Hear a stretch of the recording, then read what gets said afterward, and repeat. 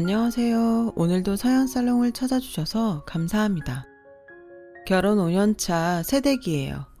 결혼은 남자와 여자의 결합이 아닌 집안과 집안과의 결합이라고 하잖아요.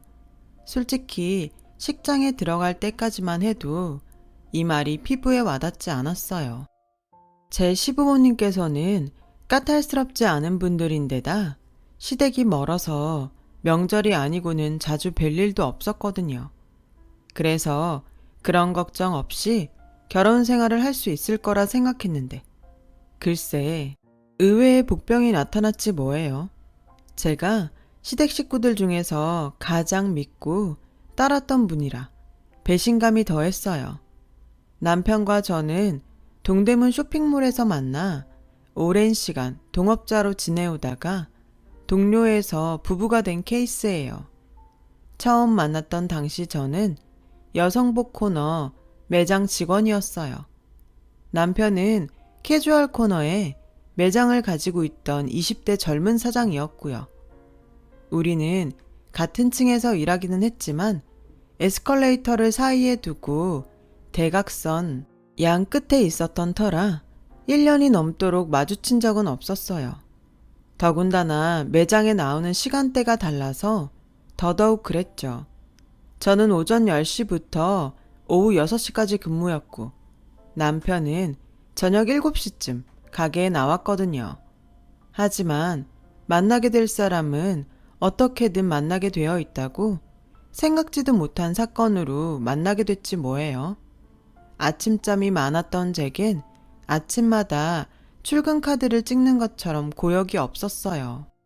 매장 직원들은 각 층 에스컬레이터 앞에 설치된 카드 체크기에 출근 카드를 찍어야 하는데 10시가 넘으면 바로 체크기를 치워버리기 때문에 무슨 수를 써서라도 10시까지는 해당 층에 도착해 있어야 했죠.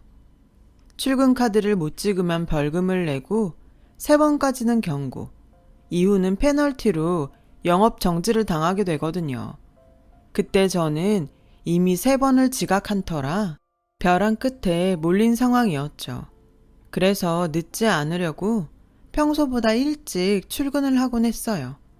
그런데 하필 그날은 하늘이 작정하고 출근길을 방해하려고 한 것처럼 이상하게 버스도 안 오고 지하철도 연착이 되지 뭐예요. 동대문까지 가려면 아직 5 정류장도 더 남았는데 벌써 10시가 돼버렸죠. 순간 머릿속에선 영업정지라는 단어만 뱅뱅 돌더군요. 사장님한테 뭐라고 말해야 하나 정말 막막하기만 했어요. 매장에 도착해보니 이미 다른 매장 직원들은 청소를 마치고 오픈 준비를 하고 있더라고요. 이미 엎어진 물, 그래도 그날 장사까지 망칠 수 없어서 저도 서둘러 청소를 하고 금고에 든 잔고와 장부에 적힌 잔고 금액을 맞춰보고 있었어요. 그때였죠. 평소 친하게 지내는 경비 삼촌이 쓱 다가와 그러더라고요. 백삼호 사장이랑 무슨 사이야? 뜬금없는 소리에 전 인상을 팍 썼어요. 무슨 사이긴요. 얼굴도 모르는데. 그나저나 저 곧 잘릴 거예요. 오늘 지각해서 영업정지 먹을 거니까. 그랬더니 경비 삼촌이 의아한 표정으로 그러더라고요. 무슨 소리야? 지각 아니야. 오늘 33호 출근 카드는 103호 사장이 대신 찍었는걸. 그나저나 둘이 사귀는 거야? 그 순간 솔직히 저는 누가 카드를 찍었는지는 중요하지 않았어요. 지각 처리가 안 된 게 중요했으니까요. 정말요? 그럼 우리 가게 영업정지 안 당하는 거예요? 아, 정말 다행이다. 근데 누가 제 카드를 찍었다고요? 그제야 카드를 찍어준 은인 생각이 나더라고요. 경비 삼촌은 제가 묻지도 않은 103호 사장의 신상 정보를 상세하게 읊어주었어요. 20대 초반에 군대는 일찌감치 다녀왔고 미혼에 현재 사귀는 사람은 없으며 외동아들이라는 것까지 모두요. 투머치에 가까운 정보를 들은 저는 머릿속에 물음표만 가득했죠. 왜 내 카드를 대신 찍어줬을까? 경비 삼촌은 당연한 거 아니냐며 백삼호 사장이 저를 좋아하는 게 분명하다고 바람을 잡았어요. 저는 또 그 말에 홀딱 넘어갔죠 뭐. 경비 삼촌은 떡본 김에 제사 지내라고 일단 만나서 얘기를 들어보라더군요. 남자가 이만큼 성의를 보였으면 여자도 나서줘야지. 젊은 사람이 그 정도 용기도 없어? 내가 중간에서 다리 놔줄 테니까 날짜랑 시간, 장소만 말해. 그렇게 저는 번갯불에 콩 구워 먹는 심정으로 103호 사장과 만나기로 했어요. 약속 장소는 쇼핑몰 근처 카페로 정했는데 하필 그날따라 아는 사람들이 카페에 많이 앉아있지 뭐예요. 입 가벼운 정장가게 언니부터 구제가게 사장님까지 아는 척을 해왔어요. 이러다가 쇼핑몰에 소문 제대로 나겠다 걱정하던 그때 103호 사장이 카페 안으로 들어왔어요. 출근카드 사건이 있고 나서 일부러 늦게까지 가게에 남아 103호 사장 얼굴을 확인한 터라 금방 알 수 있었죠. 근데 103호 사장은 저를 못 알아봤는지 입구에서 두리번거리고 있지 뭐예요. 그래서 손을 들어 손짓을 했죠. 그랬더니 그제야 자리로 오더라고요. 무슨 일이시죠? 103호 사장은 단도직입적으로 용건부터 물어왔어요. 저는 출근카드 일을 얘기하곤 고맙다는 인사를 하고 싶어 불렀다고 말했죠. 아, 그게 그쪽 출근카드였어요? 아침 출근은 처음이라서 카드를 잘못 집었던 모양이에요. 사무실에서 지각비를 받으러 왔길래 한참을 싸웠다니까요. 그 일이라면 고마워할 거 없어요. 103호 사장 얘기를 듣는 내내 얼굴이 다 화끈거리더라고요. 괜히 경비 삼촌 때문에 혼자 설레발을 친 셈이니까요. 그렇게 첫 만남은 어이없게 끝났는데 그날의 인연으로 마주칠 때마다 인사를 나누게 되었고 덕분에 옷도 도매가로 사입을 수 있었어요. 그러다 본격적으로 친해진 건 제가 가게를 그만두고 난 이후였죠. 처음부터 제 가게를 차릴 욕심에 일을 배우러 들어간 거라 오래 일할 생각은 없었거든요. 마침 새로 오픈하는 쇼핑몰에 마땅한 자리가 나서 바로 계약을 했어요. 그런데 제 가게 맞은편에 103호 사장이 들어와 있지 뭐예요. 낯선 쇼핑몰에서 아는 얼굴을 만나니 얼마나 반갑던지. 그건 103호 사장도 마찬가지였죠. 그날 이후 우리는 화장실 가거나 잠깐 매장을 비울 때 서로 부탁도 하고 밥도 같이 시켜 먹곤 했어요. 사입을 하러 갈 때도 같이 다녔고요. 같이 있는 시간이 길어지다 보니 자연히 가까워졌고 마침 둘 다 온라인 판매에 관심이 있던 터라 동업까지 하게 되었죠. 20대 초반에 만난 우리는 10년 넘게 동료로 지냈어요. 중간중간 각자 연애를 할 때도 서로 연애 상담도 해주고 실연을 당하면 위로도 해주면서요. 그런데 남녀가 같이 붙어 다니다 보니 어느 순간 이성으로 보이더라고요. 서로의 연애사를 모두 아는 처지라 우리가 정말 연인으로 지낼 수 있을까?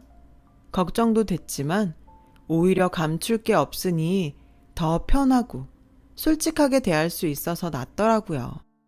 처음엔 오프라인 매장을 유지하면서 온라인 판매를 해왔는데 온오프라인의 매출 차이가 많이 나더라고요.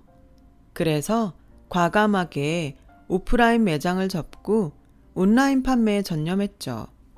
다행히 주문량이 많아서 두 매장을 운영할 때보다 수입이 더 좋았어요. 직접 만리동 공장에서 자체 제작까지 한 덕에 수익률도 꽤 짭짤했죠.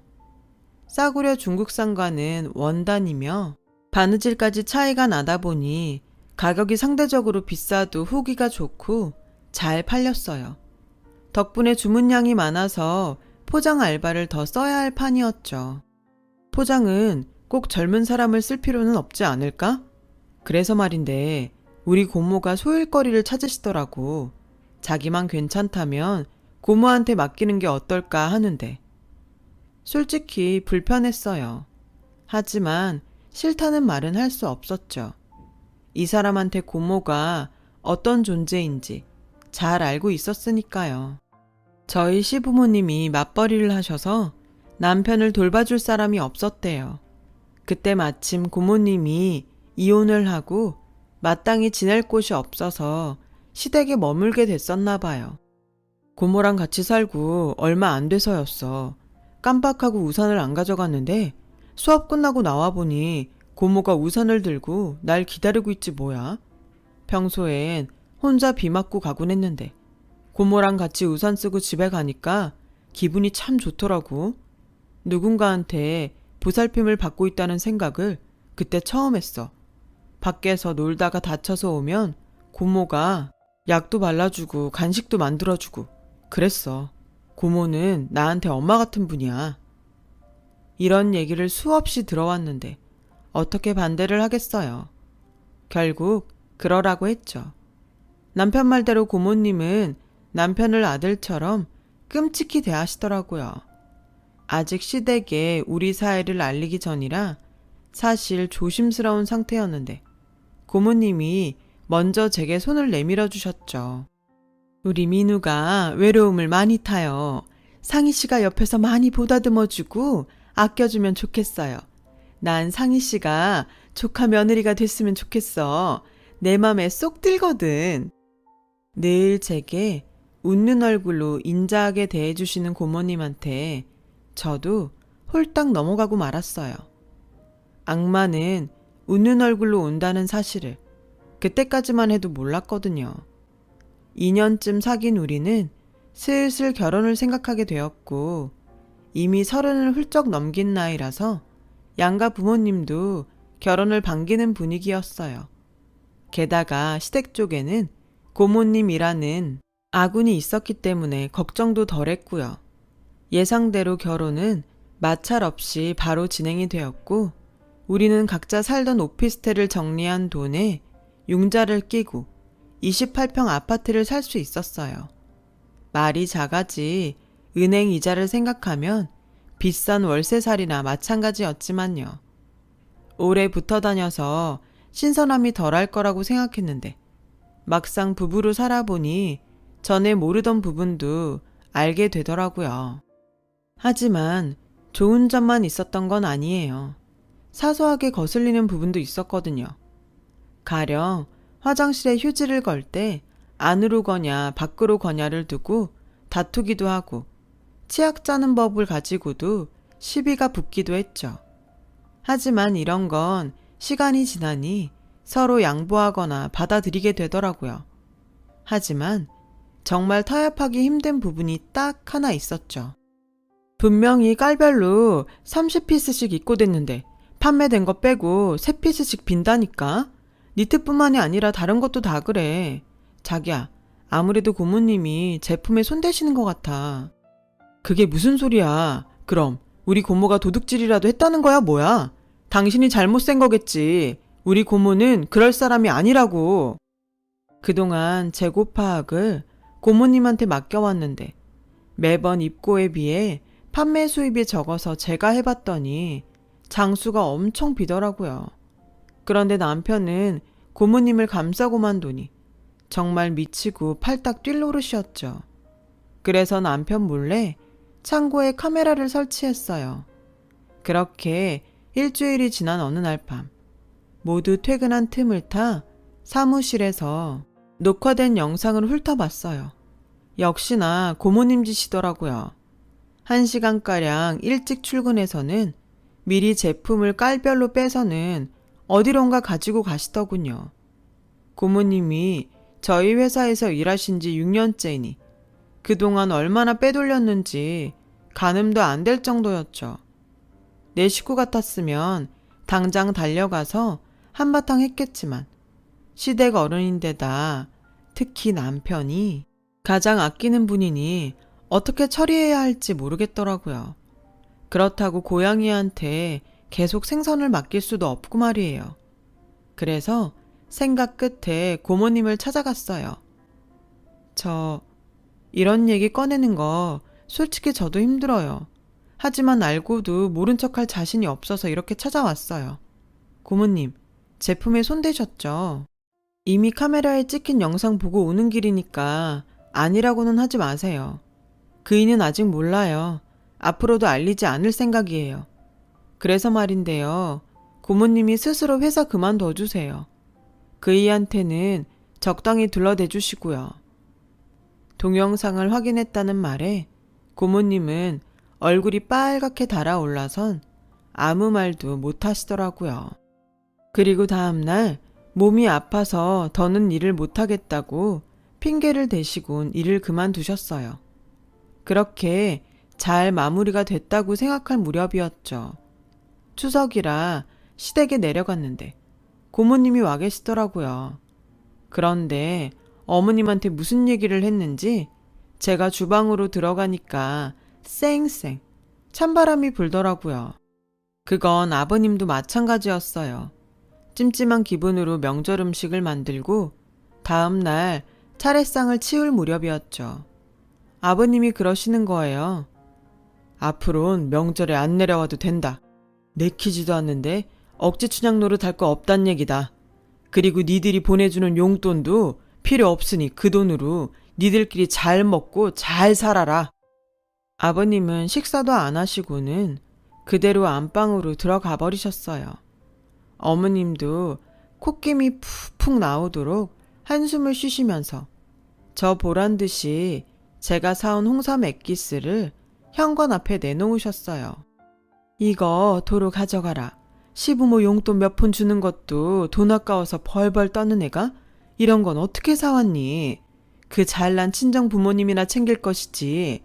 그래서 여자를 잘 들어야 한다는 거야. 영문도 모른 채 시부모님한테 차례로 한 소리를 들은 저는 어떻게 대응을 해야 할지 모르겠더라고요. 그래서 고모님을 불러 무슨 일이 있었냐고 물었더니 싸늘하게 그러더군요. 너 어디서 배워먹은 버르장머리니? 네 눈엔 내가 아직도 직원으로 보이니? 어디서 사람을 오라가라야? 이게 아주 오냐오냐 했더니 시아버지 상투까지 잡으래네. 네가 뭘 잘못했으니까 오빠랑 올케가 저러는 거겠지. 지 잘못은 생각 안 하고 어디서 건방지게. 앞으로 이딴 일로 나 부르지 마. 나 네 얼굴 보는 거 불편하다. 고모님은 전과는 완전 다른 모습으로 저를 대하셨어요. 서운하기는 했지만 고모님 말씀대로 제가 불편하신 건 이해가 됐죠. 그런데 얼마 뒤 사건의 전말을 알고는 고모님한테 오만 정이 떨어져 버렸어요. 어머님이 그러시는데 추석 때 고모님이 집에 와서는 그랬다는 거예요. 제가 시댁에 용돈 보낼 때마다 우리 결혼할 때 뭐 해준 게 있다고 내가 용돈까지 보내야 하냐고 남편을 그렇게 쥐잡듯 했다고요.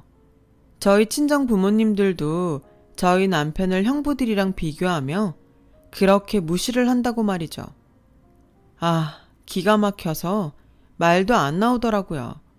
시부모님께서는 고모님이 회사에서 직접 보고 들은 이야기라고 하니 순순히 믿으셨던 모양이에요. 결국 저는 고모님의 절도 사실을 말씀드리고 그 일로 고모님께서 제게 앙심을 품고 거짓말을 한 거라고 설명했어요. 자초지종을 들은 어머님은 제 말을 믿어주셨고 오해를 풀 수 있었죠. 그렇게 시부모님과 오해를 풀고 다시 일상으로 돌아간 어느 날이었어요. 남편이 밥을 먹다 말고 휴대폰을 들고 베란다로 나가 전화를 받더라고요. 누구길래 베란다까지 나가서 전화를 받냐고 물었더니 친구라고만 답하곤 입을 닫더군요.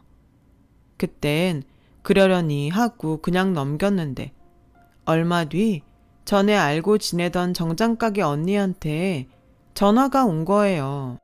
수년 만에 온 전화라 한참 수다를 떨었는데 언니가 뜬금없이 그러더군요. 너희 부부 아무 일 없는 거지? 아니, 별건 아니고 내가 며칠 전에 네 남편을 본 것 같아서. 운수 매트를 사러 전자상가에 갔다가 제 남편이 젊은 여자랑 가전제품을 고르는 걸 봤다는 거 있죠? 여자랑 팔짱까지 끼고 다정하게 혼수장만하는 새신랑 같았다나요? 그 말을 듣고 보니 요 근래 남편의 행동이 의심이 가기 시작했어요. 툭 하면 몰래 나가 통화를 하거나 회사에서도 그렇게 문자를 해댔거든요.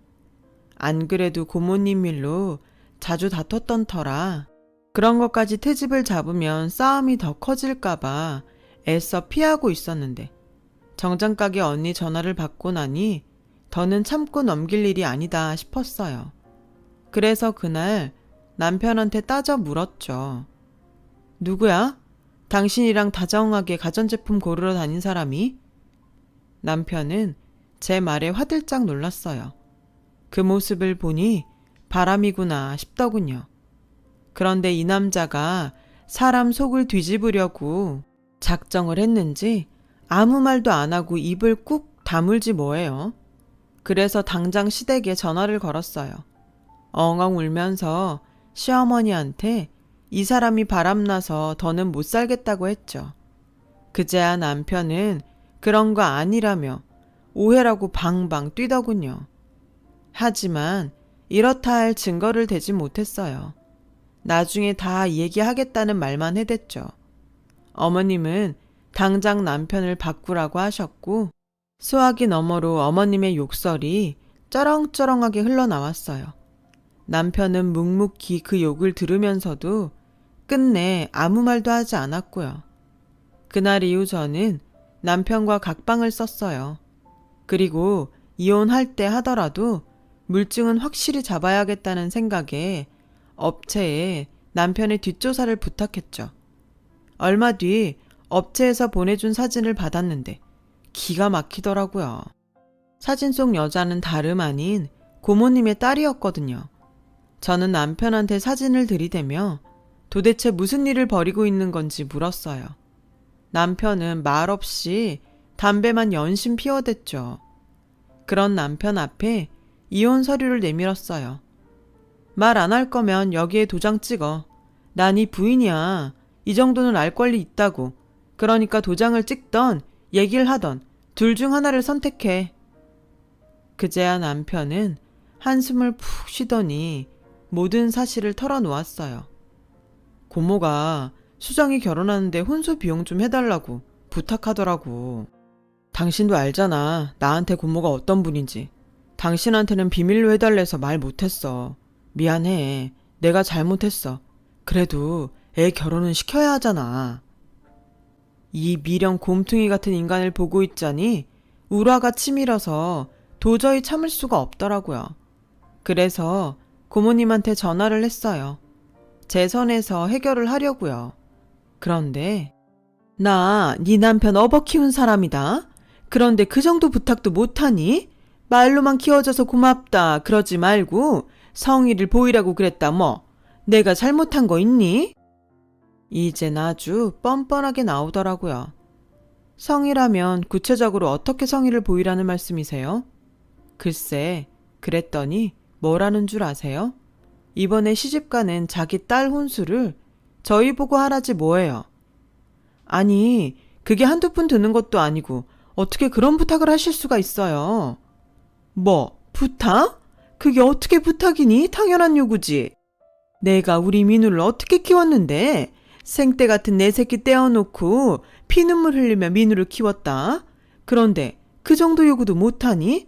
민우 때문에 엄마 정 못 받고 자란 수정이한테 오빠가 돼선 그 정도도 못 해주냐고. 옛말에 애 키워준 공은 없다더니 그 말이 딱이구나. 아휴, 내 팔자야. 저한테 이렇게 당당하게 요구하는 걸 보니 남편한테는 어땠을지 짐작이 가고도 남더라고요. 그래도 이건 아니잖아요. 그래서 시어머님께 이 사실을 알렸어요. 그랬더니 얼마 뒤 아버님이 서울로 올라오셨더라고요. 아버님이 서울에 오셨다는 소식을 들은 고모님은 바로 저희 집으로 달려오셨죠. 자기 없을 때 제가 무슨 말을 할까봐 이리저리 눈치를 살피더군요. 그러다 딸 결혼식 날짜를 잡았다며 시아버님께 청첩장을 내밀었어요. 그때였죠. 아버님이 안주머니에서 낡은 편지 봉투를 하나 꺼내셨어요. 그리곤 그 안에 든 편지를 고모님 앞에 내미셨어요. 어깨너머로 슬쩍 보니 각서더군요. 너 이거 기억나냐? 26년 전에 네가 쓴 각서다. 너 소방받고 쫓겨나서 우리 집에 들어올 때 네가 나한테 약속했던 거 기억은 하냐? 여기에 똑똑히 적혀있지? 한 번만 더 화토장에 손대면 머리 깎고 절에 들어가겠다고. 아가, 가서 가위 좀 가져오너라. 오빠, 내가 뭘 어쨌다고 이래요? 나 화투 끄는 지 오래예요. 김서방이랑 다시 살림 합친 거 보면 몰라요? 그이가 하도 질색해서 그때 그 일 잊고 바로 손 뗐다고요. 오빠가 늙더니 노망이 들었나? 고모님은 시치미를 떼며 오히려 큰 소리를 쳤어요. 손바닥으로 하늘을 가려. 너 민우한테 수정이 혼수 해내라고 그랬다며. 네 서방이 혼수 준비하라고 준 돈은 어디다 까먹고 민우한테 해달라는 거냐? 너 그 돈 화투판에서 날렸지? 똑바로 말 안 해? 너 애들 회사에서 옷 빼다가 뒷구녕으로 팔아먹고 그 돈도 화투판에서 날렸지? 내가 널 모르냐? 내가 김서방한테 우중 미안했으면 너 버리고 새장가 가라고 했겠냐? 네가 마누라 노릇을 제대로 했냐? 애미 노릇을 제대로 했냐? 툭 하면 뱀 혓바닥 같은 혀로 사람 올리는 말이나 하고 남의 돈 훔쳐다 노름이나 하는 널 내가 어떻게 믿냐고. 사람이 허우대만 멀쩡하다고 제대로 된 사람이 아니다. 정신 상태가 썩어 빠졌는데 네가 어떻게 사람이야? 너 한 번만 더 내 아들이랑 며느리한테 들러붙어서 돈 빼먹을 궁리하면 내가 너 절도죄로 쳐 넣어버릴 거다. 네 새끼 혼수 자금은 네가 벌어서 채우고 애들한테 10원 한 장 받을 생각하지 마라. 내 말 알아듣겠어? 아버님 말씀이 끝나자 고모님은 두 손을 싹싹 빌며 울먹였어요. 오빠, 내가 잘못했어요. 내가 정말 죽을 죄를 지었어요. 그래도 딸랑 결혼은 시켜야 하잖아요. 그 돈 날린 거 우리 그이가 알면 나 또 쫓겨나요. 오빠, 나 한 번만 살려줘요. 네?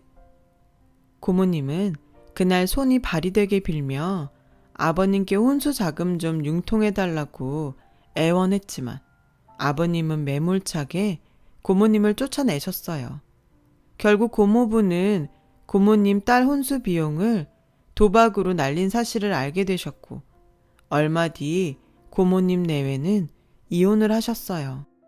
그 후로 저희 집으로 몇 번이나 찾아오셨지만 저는 문을 열어드리지 않았어요. 그건 남편도 마찬가지였고요.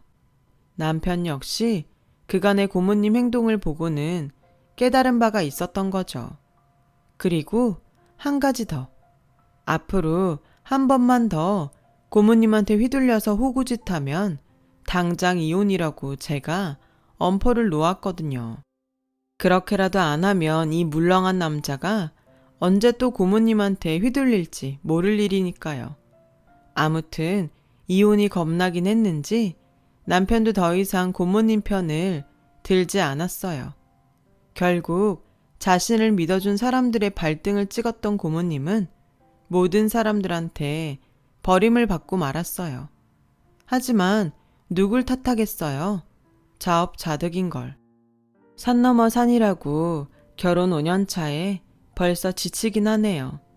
그래도 이럴 때를 대비해 추억이라는 곶감이 있는 게 아니겠어요? 남편과의 추억을 곶감 빼먹든 하면서 앞으로 정신 바짝 차리도록 가열차게 책찍질하며 결혼 생활을 이끌어 가보렵니다. 지금까지 제 사연을 들어주셔서 감사드려요. 여러분의 가정에도 항상 행복이 깃들길 바랍니다. 여러분, 사연 댓글에 응원과 현명한 조언 부탁드려요. 좋아요와 구독은 저에게 큰 힘이 됩니다. 오늘도 좋은 일 가득하세요.